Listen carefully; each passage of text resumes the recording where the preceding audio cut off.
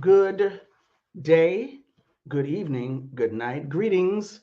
My name is Thandisizwe Chimurenga, and you're listening to Rootwork on KPFK Radio, 90.7 FM in Los Angeles, 98.7 FM Santa Barbara, 93.7 FM San Diego, 99.5 FM Ridgecrest, China Lake, and streaming all over the world at kpfk.org. It has been a while since I talked to y'all. If you're joining us from YouTube on the Black Liberation Media platform or on my own Rootwork channel, welcome, greetings, come on in. I think I talked to y'all last week, didn't I? Or maybe it was the week before. I don't really remember anymore. But at any rate, tonight, we're going to be talking about media literacy and how to have conversations in kindness as a way to beat back media misinformation and deliberate disinformation. And we're going to get a glimpse of the reality of life for youths in LA's criminal justice system. It's also fall fund drive time here at KPFK.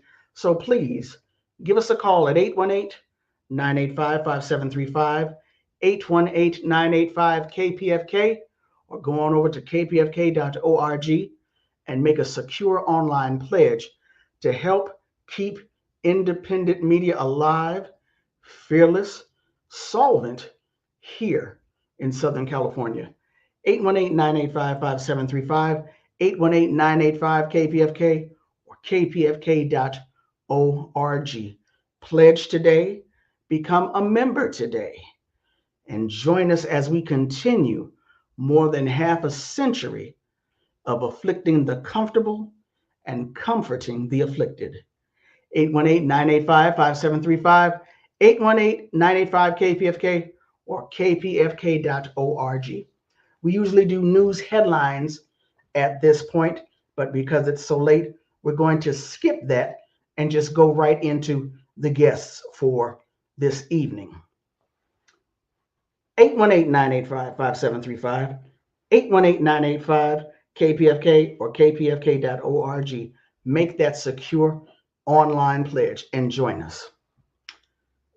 We've got an election happening in less than 1 month from now, and claims and counterclaims, truth and lies are getting mixed together, lost, and deliberately buried. How do we combat this? One way is by equipping young people and not so young people with the tools needed to critically assess the information they are encountering. My first guests with Media Done Responsibly have made that their mission.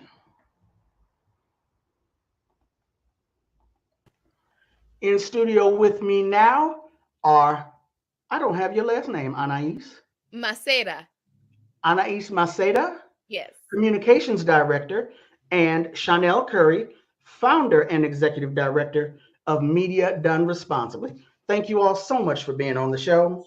Thank Yes, you. thank you. Now, as you know, Chanel, in the past, whenever I speak with you, I tell people about how I remember it was Mother's Day radio, Exactly. how you all began Yes. about talking about 24 hours of no disrespect of Black women on the radio. And of course, that's still part of your core work, no disrespect of Black women, but you have evolved into a media literacy powerhouse, if you will, a media literacy hub. So you've grown to Media Done Responsibly. Tell us, what does Media Done Responsibly do? Yes, thank you so much, Tandy. First off, it's always a joy and a pleasure to have a conversation with you. And like you said, you've been with us since the begin, right? Well, I didn't want to brag. I didn't want to brag, but yeah, pretty much, yeah. Right, exactly. We, like you said, we were Mother's Day Radio, and we were an advocacy campaign at that point in time, really advocating for Black women and women of color who were being misrepresented, disrespected, filled with media filled with misogynoir is what we were really addressing at that point in time. And we were focused on youth, young people, understanding what you see in this music video is not necessarily who you are, you know, and even though it is the only way you may see yourself represented in the media. And so it was our young people who said, we need more of this. We need to have mentors come and talk to us, because how do we have this conversation with our peers without feeling like, what do you mean? How are we going to drag our own music? How are we going to talk about the people who look like us in the media? They finally got there. We finally have a voice, even if that voice is misrepresenting us. And so we started a peer mentorship program within the universities here in Southern California, and we expanded it. Young people said, we want to talk about it all, not just the music. We want to talk about the TV, the film, and then along comes social media, right? And back in the day, we were just looking at MySpace, right? There was no Facebook. There was no. You dating us now, don't you? A little bit. Okay, we'll cut that out. Right, reel it in a little bit. But what we have since done is shifted our focus. Our advocacy is around digital well-being and understanding that all of the messages in the media that are misrepresenting us, and us is an expanded us really now at this point in time, looking at the harms that are done in the media with disinformation campaigns, misinformation campaigns, even though they have happened frequently in the past in traditional media settings and platforms, the introduction of the internet, and especially now with AI and algorithms, has accelerated it. And so the impacts of that are accelerated. It's important, the work that we do is that we help young people of all ages to be able to decipher and understand all of the media messages that are coming at them at any given point in time. And so we're not just advocacy, we're media literacy, and we're also media production, because media is no longer just a kind of one-way communication now. We're communicating in all ways. We're talking back, right? We pick up a camera, a phone, and whatnot, and we're having a mutual engagement. Everybody's sharing all kinds of opinions. I talk to my journalism students now about how there are certain ethics that you're supposed to adhere to in journalism, but when everyone thinks they're a journalist, all of those ethics go out of the window, right? What's real, what's true, what's, supposed to be said. Oh no, I just jumped into a fire pit. That's a whole other conversation. Yeah. From this journalist right here. So that's a whole other conversation. But essentially the work that we do is to provide media literacy, media production, and media justice advocacy resources and information to young people. Really, it's been around LA County, but now it is expanded nationwide, and we're getting some global in there as well. So very excited about that. Wonderful. Anais, how did you come to be a part of Media Done Responsibly? So I was actually an undergrad student at Mount St. Mary's University back in the day. And it was part of a leadership program. I was part of a leadership program, and it was an assignment where we had to work with an outside organization. And we had this whole list of organizations to choose from. We got into groups, and immediately on the list, I was like, what is this? Media Done Responsibly. I'm like, that is the one, no doubt. Like everything else, it was just like tunnel vision, like to Media Done Responsibly. And so we had to set up an interview with the founder and CEO, Chanel Curry. And literally that very first conversation with her, like it was just vibrant. It was connective. It was inspiring. I'm like, this is who I want to work with. And little did I know then that this would be the long-term relationship that has transformed my life. And I was one of those students. I was one of those youth that was deeply impacted by the misuse of media. I mean, the things that I've done, the things that I've seen when it comes to like cyberbullying, I was cyberbullied. I was the cyberbully.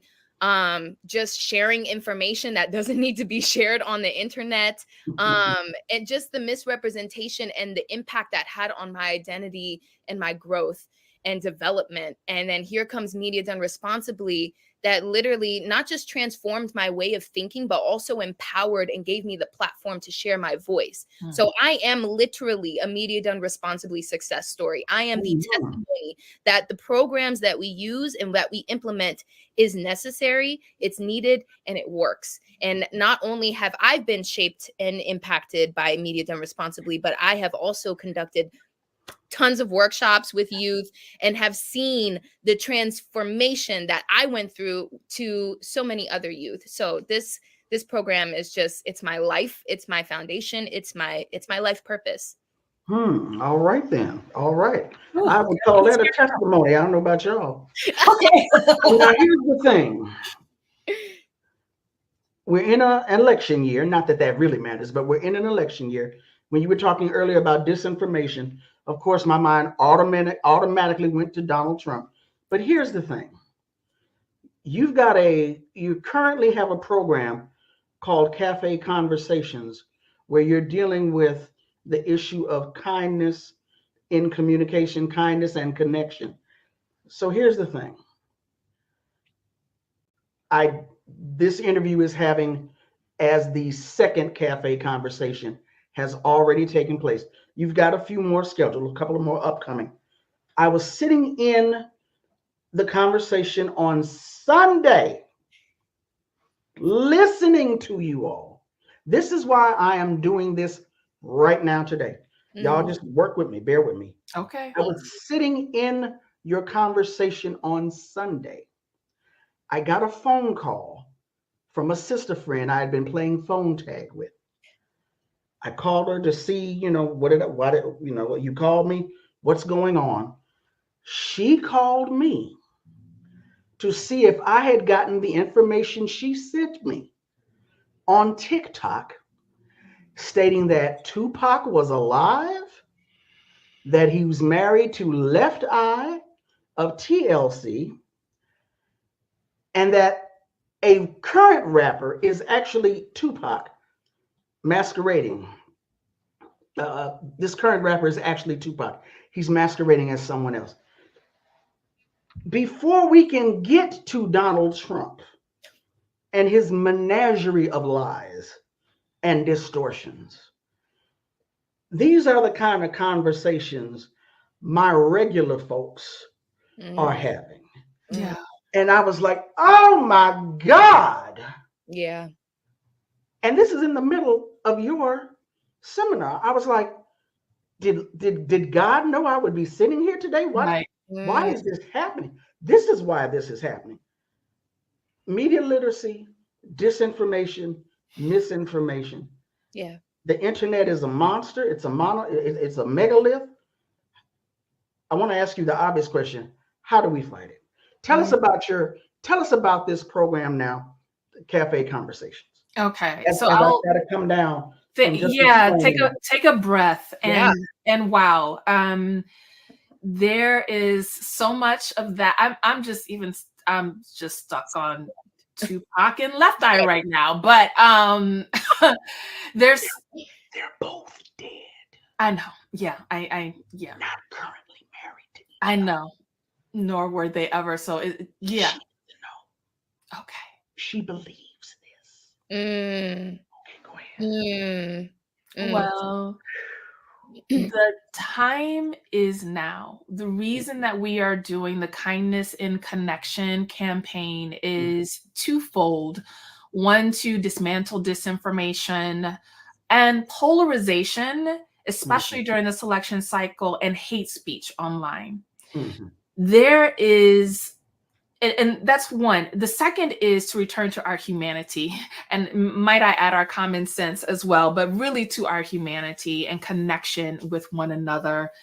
There is so much misinformation and disinformation proliferating these internet streets that people are literally confused. Yeah. Part of what you even missed in the conversation that we had on Sunday was there was a person there who was not aware of who the president is right now.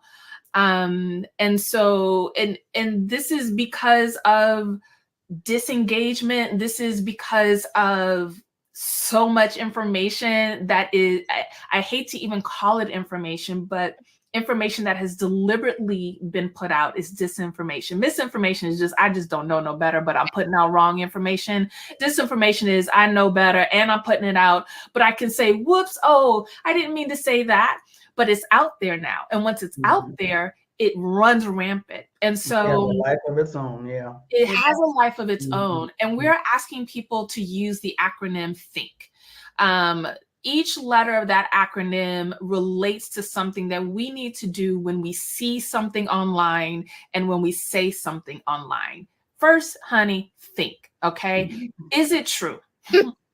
Let's do a little fact checking here, all right? Yeah. Where else are you hearing anything about Tupac and Left Eye being alive and being married and, you know, being under some other rapper's name, right? Masquerading as another rapper or whatever, however that goes. Married with children. Okay. Oh boy. All right.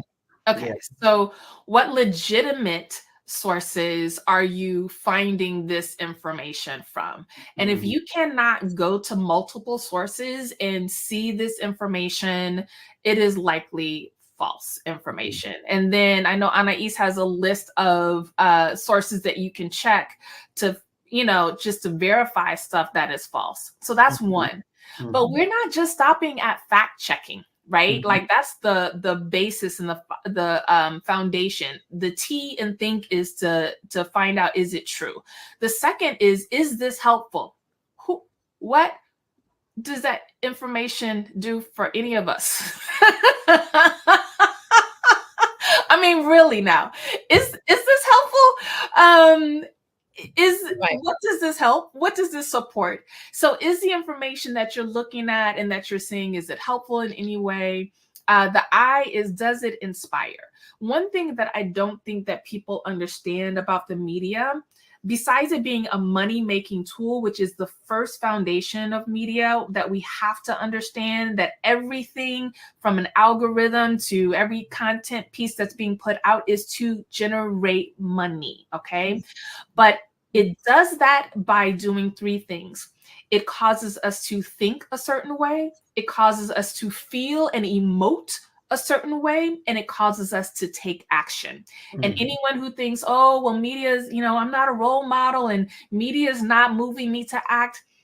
No one would put billions of dollars on an ad that's going to play at the Super Bowl and put money into the music behind it. The ad would put money into actors, all of the things that have to go into that, if it did not move people to take some sort of action that they want them to take. If it did not pull on people's emotions, get them to think about, oh yeah, oh, I want to be with my family and drinking this and, you know, whatever it might be. So understand that media's goal is to inspire some sort of action, some sort of thought, some sort of feeling. But does it inspire action towards our highest good is the question. How is this media that you're either looking at or that you are about to put out, how is it moving people to think, feel, and act in ways that are positive and supportive? And then, and is it necessary? Like, really, is it necessary? Mama said it might be true, but is this the time to say it? Is this what needs to be said in this particular space? And some of the most necessary information is that information that is dispelling disinformation.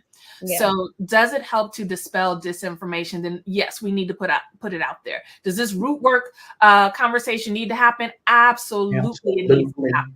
Okay. And then finally, is it kind? And in that question, you know, we're looking, does it support the humanity of the people, whether we agree with them or not, right? It might be, God bless you, you know, but that you think that, but I'm still going to come at you with humanity and with civility. I'm going to come to you in a way that maintains your dignity and my own. And so that is the points that we're looking at. We're asking people to think. Is it true? Is it helpful? Does it inspire? Is it necessary? And is it kind? I'm speaking with Anais Maceda. Maceda. I'm speaking with Anais Maceda and Chanel Curry of Media Done Responsibly. We're talking about media literacy and their latest project, Cafe Conversations, regarding conversations in kindness, something that I sometimes lack, around misinformation and disinformation, especially in an election year. And you got J.D. Vance and Donald Trump running around here, which definitely represent a threat. They're not the threat, it's the people behind them. And I'm like, how are we going to get to them if you out here worried about Tupac, thinking he faked his own death so that he wouldn't go to jail? But if he's letting you know now he's alive, ain't he going to still go to jail? This has consumed too much of my time. Alice, can you please share with our audience some of those resources for fact checking and debunking disinformation and misinformation? Yes, absolutely. So am I able to present on here? Probably not. I'm what my friends at Black Liberation Media call tech divergent. I like it. I'm decided to embrace that. Yeah, so we probably won't be able to share. But if you can read a couple of the URLs and who the people are, who the organizations are. Yeah, no, absolutely. Okay, so we actually have a post on our Instagram at Media Done Responsibly, and it is representative of the T. Is it true? Right. So when you want to fact check, you want to be able to verify, review people's profiles. Right. These are certain steps that we can take. And then also there are some links that we can go to. Let's see. So Witness.org and even Media Justice are other organizations that are posting different tips and ways that we can navigate and how to verify different profiles, and also be able to check and see, like, how can you even look at a certain image, right, and or a video even, and see if it's AI generated or if it's fake, right? Obviously, what you talk about with Tupac and right, that is clearly AI generated, right? And this is something that's being spread, right? So these are the steps that we can take, to be able to look and examine at just what we're looking at on the media and being able to see, like, look at the quality of the photos or the videos that you're looking at, right? Look at the profile accounts, right? Check their following, right? Are they verified sources? And you can even see, like, in the comment sections under their posts, right? Like, these are the things that we have to look out for. And we already do that anyway, right? Like, when you're looking at a post, you're already kind of going through, or at least I know I do that, right? These are the steps that we have to take to be able to examine and look at, the quality and the truthness, right? The truth and the reality and the factualness of the actual information that we're looking at.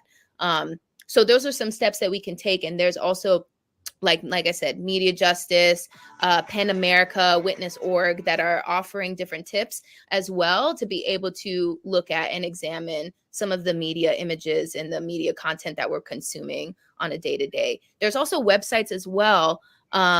Let's see, there's librarywitness.org, visual verification tips that you can look at. And there's like an actual website where you can go and plug in information to see yourself. So there's like already apps and websites generated for this that you can look up on Google and like plug in the information that you're looking at of like, hey, and it'll help you like go through all of the different media output that's out there to be able to look at and examine, where this come from, the source, how many different sources posted this information, right? To really get you confident and in that space of knowing of like, all right, this is verified, this is true, right? So those are some of the steps that we have to take, right? And take responsibility of, like you said media is a monster, but it's just a response of, how we're also using and engaging with it, right? So we have to take responsibility to be able to take those steps and navigate it from an empowered space,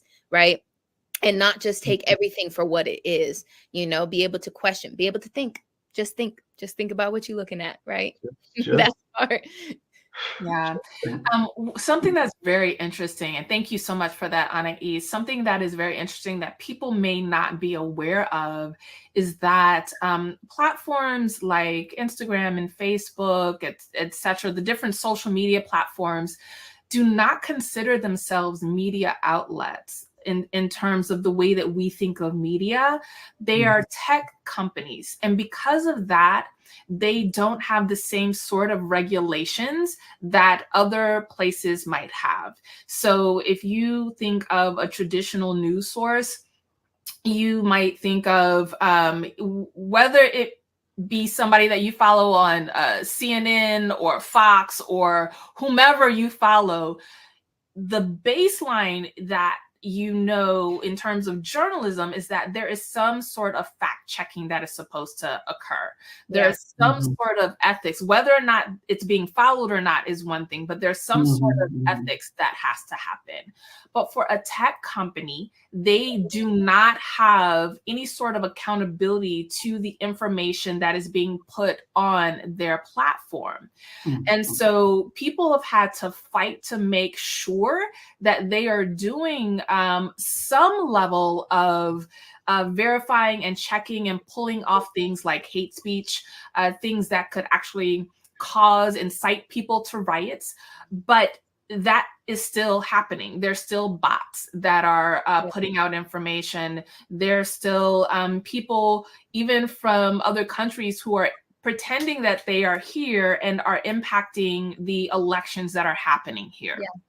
And so, it's important for us to realize the reason that there's so much confusing information out is because it's deliberately being put out. They say whoever controls the mind controls the world. And, your mind is essentially being controlled by all of this misinformation, even if it's to put you in a place of confusion, even if it is to align you with what you think might be possible, right? So there's something called what we would look at as our media bubbles, that we are in our filter bubbles. An algorithm will send you down a slope of messages and videos and different types of content that align with what you already believe. And it will hit you with other folk who believe that and even more extravagant things than you might believe. And so you end up going down this winding path that someone else sitting right next to you might never have access to. Right. Okay? They may see that. I'm in an algorithm bubble right now. Yep. I dragged a sister friend in Detroit into it. Now she done dragged somebody else. I can't tell you what it's about because it's embarrassing. It's not porn though. Okay. It's not porn. As long as we clarified that. No judgment though. No judgment. A little bit of judgment, but a little bit. At any rate, we're beginning to run out of time. Okay. Tell our audience in the few minutes we have left, what is Cafe Conversations in terms of how many more do you have left? What are the topics? Okay, Anais, I'll hand this to you. Yeah, so our MDR, Kindness and Connection Cafe Conversations, we have 2 upcoming. We actually have one this Saturday from 2 to 3 p.m., which is going to be in person and online. And that's going to be about misinformation and fake news, right? So this is where we're going to really delve into, right, AI, bots, dis and misinformation, right? So that's that's going to be at the heart of that conversation. And then our final conversation, which will be October 27th, Sunday, is going to be about our media justice advocacy. So it's going to bring everything together. It's like, now that we've given you all the facts, all the information, right?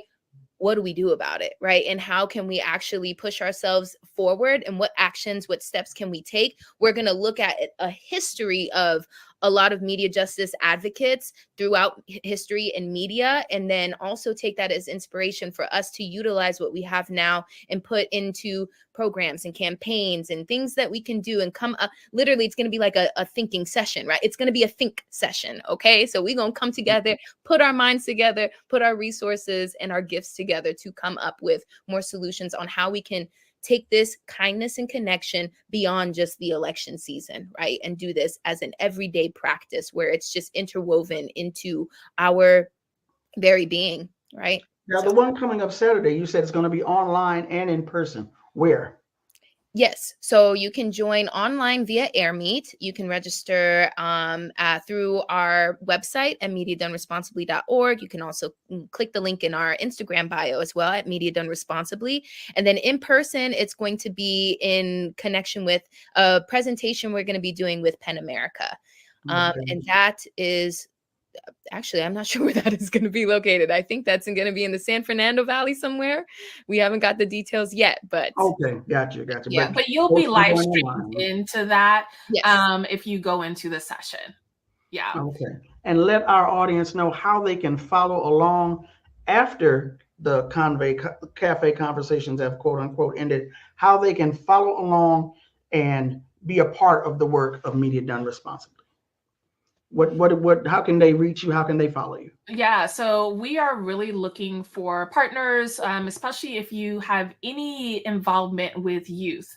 If you're a teacher, an educator, if you are working with a nonprofit organization that works with young people. So we have, you can email us at Chanel@mediadonresponsibly.org, Anais, ANAIS, at mediadonresponsibly.org, and we will connect you with some of our curriculum and training programs so that you can take this further in your classroom.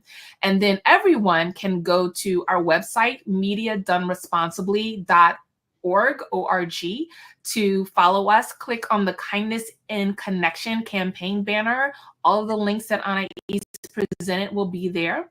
Also our Instagram at Media Done Responsibly. You can find us there. From the website, you should be able to join us and follow along on our newsletter as well. So we'll give you all of the up and coming information that is happening there. But we want this to be something that's more than within the organization. We're offering this to the community. Yeah. Some of the resources that we're providing are generally resources that are paid, but we're wanting to take some of the things that a student might learn in a college course and provide it to the public at large, because everybody's not going to walk into a college classroom. They're just not. And this is information that we all need to have. And so we're wanting to make it accessible for everyone. Yes. And so follow along on our newsletter. You'll get access to those resources as well as on our website. And for those who want to partner with you, you said Chanel at mediadonresponsibly.org. That's SHAUNELLE. Right. And also Anais, her name's a little bit shorter, ANAIS. Just ANAIS at mediadonresponsibly.org.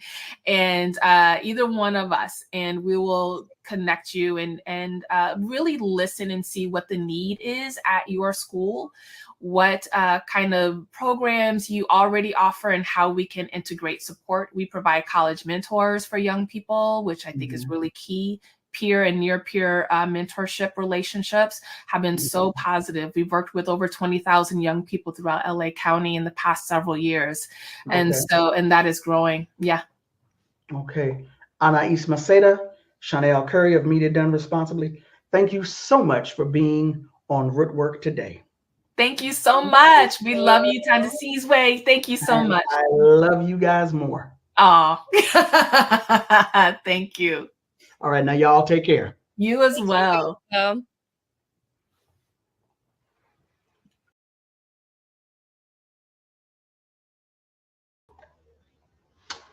Help us, y'all. Help us. Help us. We need your help to keep afflicting the comfortable and comforting the afflicted. Won't you join us? 818-985-5735. 818-985-KPFK or kpfk.org. Make a secure pledge to this station and help keep us on the air. Just as we here at KPFK have covered the efforts to hold sheriffs and police accountable, to stop LAPD spying, to close the Men's Central Jail, to allocate our tax dollars to care instead of cages, we also have to confront the realities of the juvenile justice system here in Los Angeles County. The Youth Justice Coalition is one entity that has been doing exactly that for about 20 years now. And we're speaking with them tonight, to check in with them about their work. Joining me in studio now is Emily Zamora, an organizer with the Youth Justice Coalition. Thank you so much, Emily, for being on Rootwork today. No problem. Thank you so much for having us on. Now, you're an organizer and also a policy associate. Yes, I just started doing policy associate work about 3 months ago or so, so I'm very new into the space, but I've been really enjoying it so far, just getting to learn more about what's going on with probation, what's going on at the county and state level, and how that's impacting our youth justice work. So what is the Youth Justice Coalition? The Youth Justice Coalition is an organization that is dedicated to fighting for the liberation of women, men, everybody that has been impacted by the system of incarceration. We really do focus in on juvenile justice. So inside of our organization, we have I don't know if folks are familiar, but actually YJC is located inside of Chuco's, which is a space that used to be Kenyan courthouse. So that was where juveniles would actually get some of the highest sentences for decades, right? And so Youth Justice Coalition. This is the facility on Central Avenue. Yes, so this is the new facility on Central. Before we were in Central, we were actually in Inglewood, and we got displaced from there because of the metro line that was going to be built. They actually thought that our space would be better equipped to be an empty parking lot instead of an organization that comes and helps our folks out. So we were able to fight and shut down what was once Kenyan court juvenile. And so we fought for that in 2013. And once we lost our space in Inglewood, we went back to the county and fought for this space to then be turned into what it is now, which is home for Free LA High School for our students who have been pushed out of regular school. So we give them an alternative. And then we also have a youth center that we run for our youth who are in the community that just need a space to be at, want to get involved in politics, whatever the case might be. Okay. Now, you were saying in terms of the work of the Youth Justice Coalition, I think I may have cut you off. Oh, no, you're good. So we primarily focus on juvenile justice, but we really do prioritize just any folks, any families, any community members who have been impacted by the system. And that doesn't just have to be jail, but that could be immigration, that could be DCFS, that could be all these other forms of system impact that have touched us in one form or another, or have touched a beloved of one of us. Whatever the case might be, we fight for their justice and we fight to eliminate these systems, but also provide alternatives that are focused on community, that are focused on love, on care, on transformative justice, all of the things that we provide for our youth in home. Okay. Now, as you know, this is an election year, nationally as well as locally. What are some of the programs or projects that Youth Justice Coalition is currently focused on? So Youth Justice Coalition, we don't endorse any candidates, but we are definitely open to having open dialogue with anybody who's running for office or currently in office that wants to do work around youth justice. But what we are going to be doing is this next Saturday, October 26th, we're going to be having YJC and some of our partners are going to be hosting a haunted jailhouse, and that's going to be at Chuco's. So you can find us at 7625 South Central Ave, Los Angeles, California, 90001. And I'll repeat the address again at the end, but we're going to be located 7625 South Central Ave. Next Saturday. Wait a minute. You can have a haunted jailhouse. Haunted jailhouse, yes. The jail scary enough as it is. Why are you having a haunted jailhouse? We're having a haunted jailhouse because our youth inside of these facilities, they experience Halloween every single day. People who are outside, we experience Halloween once a year. Our youth experience Halloween every single day, being horror and terror every single day.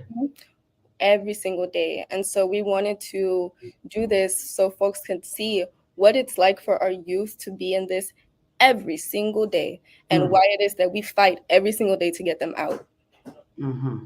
So that's going to be at Chuco's on October 26th. From when until when? From 3 to 8 p.m. You could also follow us on Instagram, and we have all our information on there. That's at Youth Justice LA, no underscores, no nothing, just Youth Justice LA on Instagram. Okay, well, can you give our audience an example of what those 5 hours are going to entail? Not everything, but some. Definitely. So the haunted jailhouse is also going to be having a resource component to it. So we're going to be having free haircuts. We're going to have free food to keep our folks fed. We're going to have massage therapists there. So if you're feeling a little sore, whatever the case might be, come through, get a massage for free. We're going to have pumpkin carvings for the kids, face painting, resources from other community organizations that are going to be coming through. And we're just also going to be hosting an area that is going to be focused on helping youth or adults who are interested in graduating. We have a school on site, and we also do the 2-year program for anybody who wants to get their credentials. So there will be a section on that as well. But yeah, that's what we're going to be hosting for next Saturday, 3 to 8. So y'all come through. But that doesn't sound haunted, though. That sounds more like therapy and care to take care of the trauma from the haunting. What is the trauma that you all have identified in these youth institutions? Ooh, don't give us all of it now. We ain't got no aftercare scheduled after this. What haven't we identified? That's such a great point that you bring up, because we just recently learned, like literally yesterday, we got this breaking news that the BSCC, which is the board that gets to say whether or not a juvenile facility is deemed open or not, like whether it could stay open or not. They actually just released yesterday that the BSCC denied Los Padrinos from their corrective action plan. So they have deemed the facility unsuitable, and they have until December 12th to come back in compliance or be fully shut down. And that up. Well, I was going to say, so what makes a juvenile facility unsuitable? I'll give you some numbers, because I have some numbers here for you. And the reason I preface with that is because we have been constantly fighting for over 20 years to shut down Los Padrinos. And every time we come a little bit close, all of these county institutions start blaming each other, start pointing fingers, and they never want to hold themselves accountable to what our youth inside are facing. So let's get into the numbers. What are youth inside facing? From January to June of this year, BSCC did an inspection on Los Padrinos, and they found that there were 800 use of force incidents, despite there only being 300 youth at Los Padrinos. That's almost three incidents of abuse per child. Per child. Per child. Well, actually, before you continue, what is the age range of the youth in Los Padrinos? So I'm not too familiar with the age range. I do know for sure that it's any youth who can come in there. I know that there's been some who are even like 10 years old, 11 years old, who have gone into probation. But the specifics around the age group, I'm not too familiar with. But I do know that they have a cap around, I believe, 25.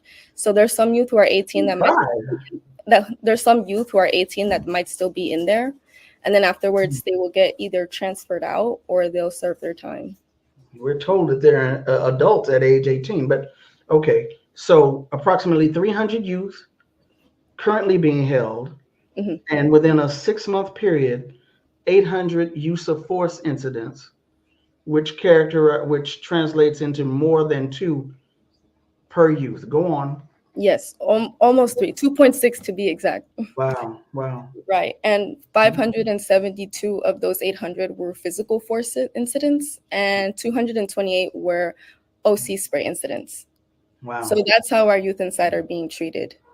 Beaten up by probation officers who are getting paid often for not even showing up to their jobs. And when they do show up, there's incidents of physical force, there's incidents of OC spray, all sort of stuff. There's even a $3 billion worth of potential claims that are alleging child sexual abuse inside of these facilities. So our youth aren't only being beaten, they aren't only being trapped in there, but they are being sexually abused on a day-to-day basis. And that's dollars that are going to fight that. Is Los Padrinos co-ed? Ed is an interesting term.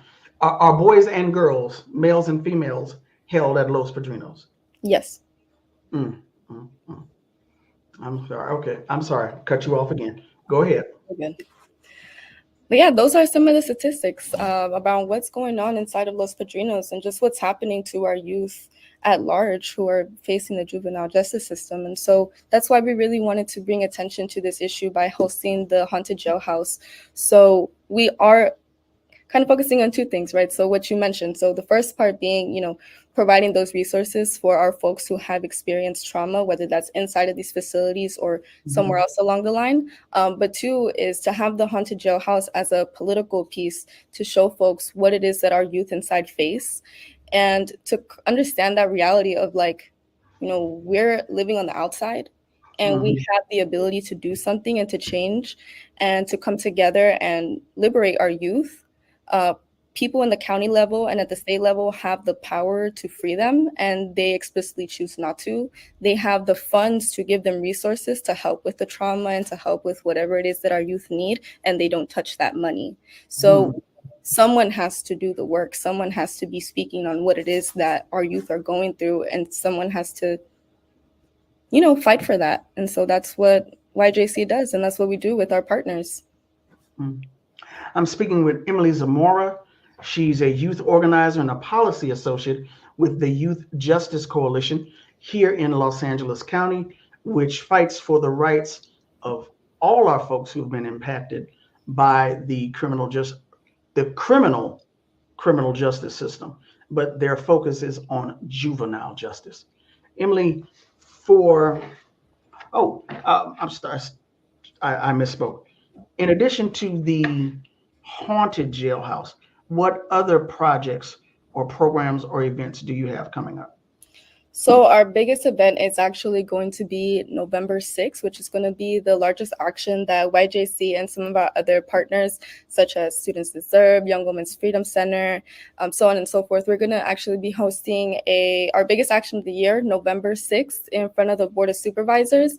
That's on 500 West Temple Street. And we're going to be doing that from, I believe we're going to start at 10:30. So we're going to be having a press conference to just bring attention to what it is that our girls and gender expansive youth inside of these facilities are facing, and also speaking on what it is that our youth want to be represented in the budget for the county. So we just recently had an action at the Board of Supervisors, I believe last week, where our youth went over there and spoke to the Board of Supervisors, and we're telling them about what it is that they want, like what it is that they need the money to go into to support them.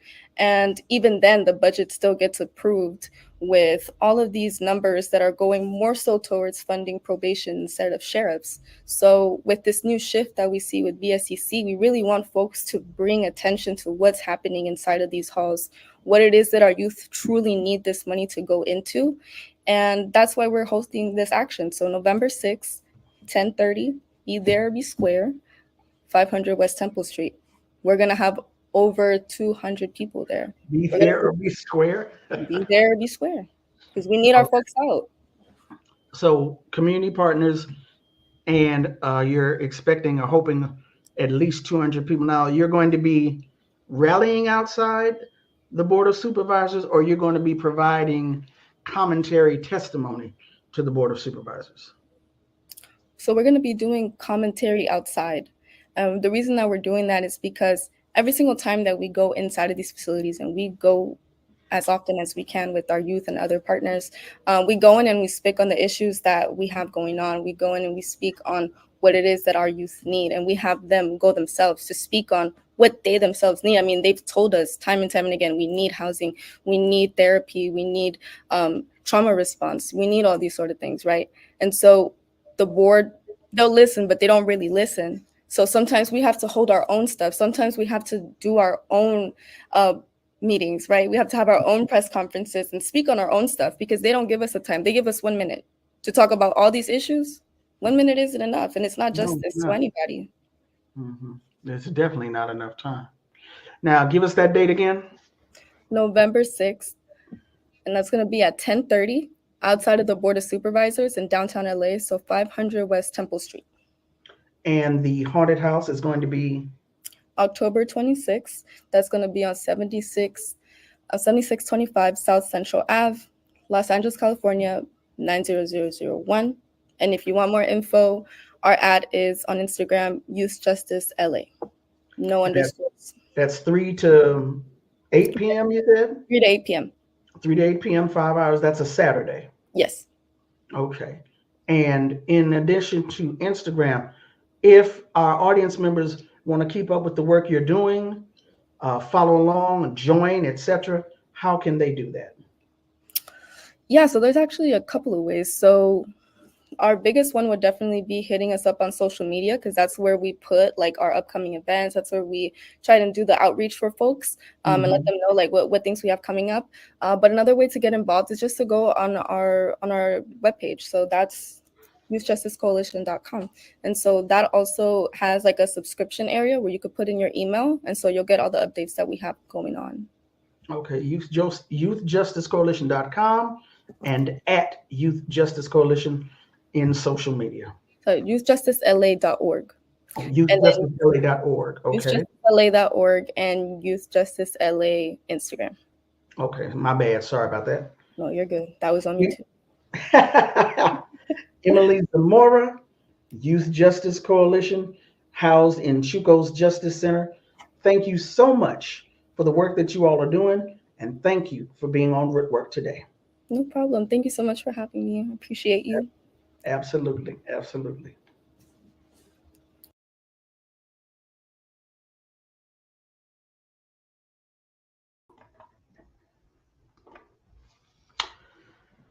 Eight 818-985-5735, 818-985 KPFK. Afflict the comfortable, comfort the afflicted. 818-985-5735, 818-985 KPFK. Go to the website at kpfk.org. Make a secure pledge to keep this institution on the air.